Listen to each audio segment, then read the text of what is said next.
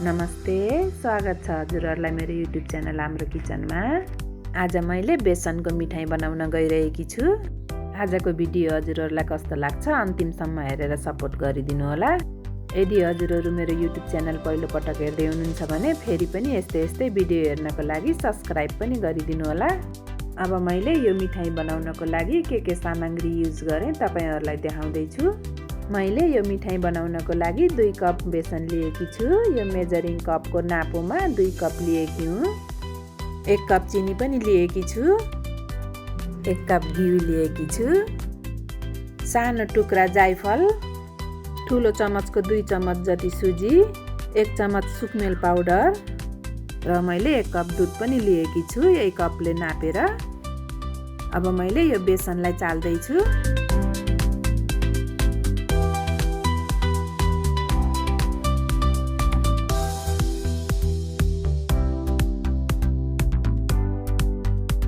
मैले बेसन चालिसकेकी छु।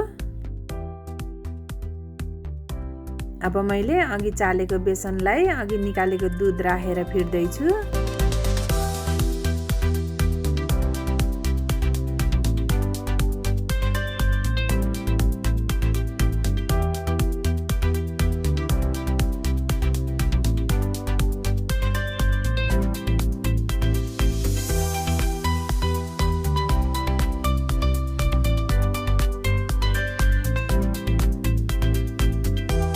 मैले बेसनमा दुध फिटिसकेँ।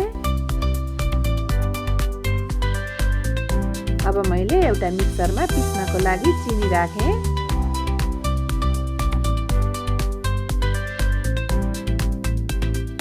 जायफल र सुकमेलको पाउडर पनि राखिदिएँ।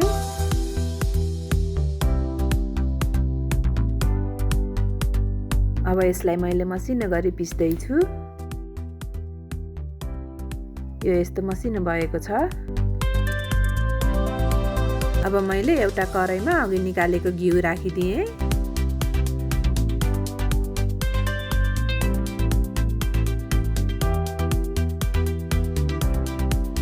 अघि दुधमा फिटेको बेसन पनि राखिदिएँ।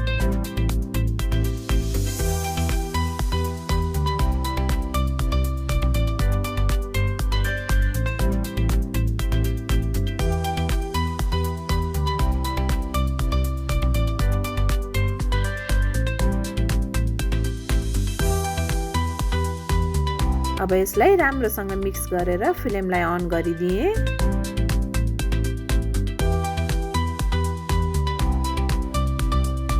मैले यसलाई मिडियम फ्लेममा पकाउँदै छु।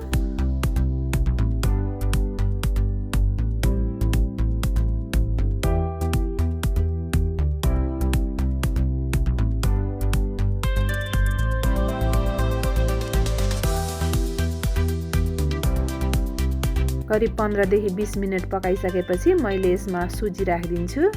यो सुजी राख्नुको कारण डल्ला नपरोस् भनेर हो।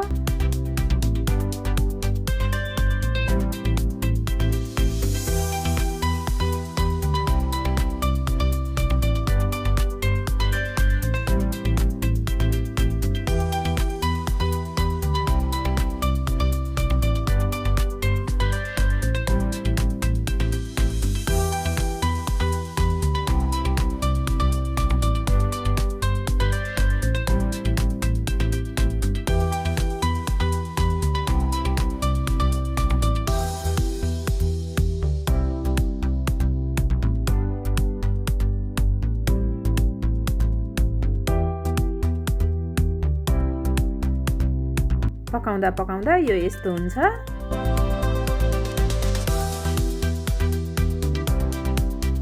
अहिले मैले यसलाई लो फ्लेममा पकाउँदै छु।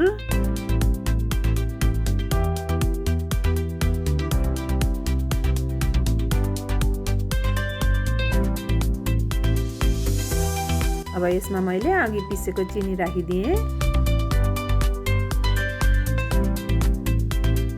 अब फ्लेमलाई एकदमै लो बनाउनु पर्छ।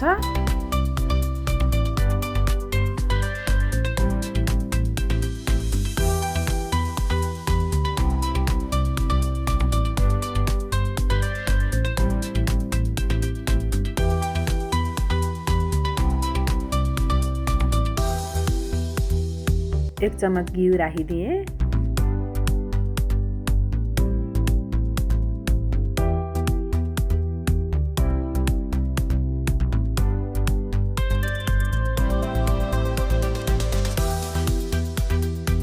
अब मैले मिठाईलाई सेप दिनको लागि यस्तो खालको थाल लिएकी छु। यसमा मिठाई नटाँसियोस् भन्नको लागि हल्का घिउ दल्दैछु।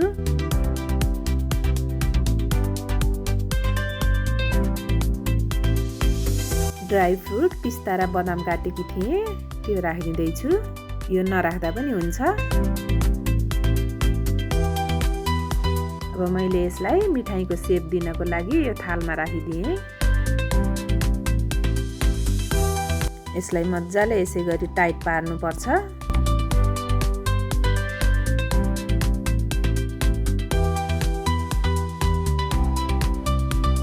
अब मैले यसलाई आफ्नो डिजाइनमा काट्दैछु। हजुरहरूले आफ्नो डिजाइनमा काट्न सक्नुहुनेछ।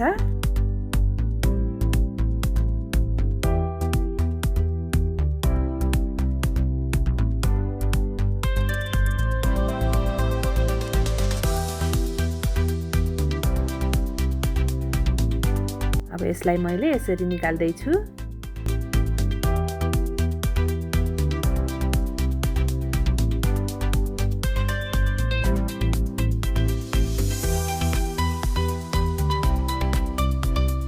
हेर्नुस् त कस्तो राम्रो सेप बनेको छ।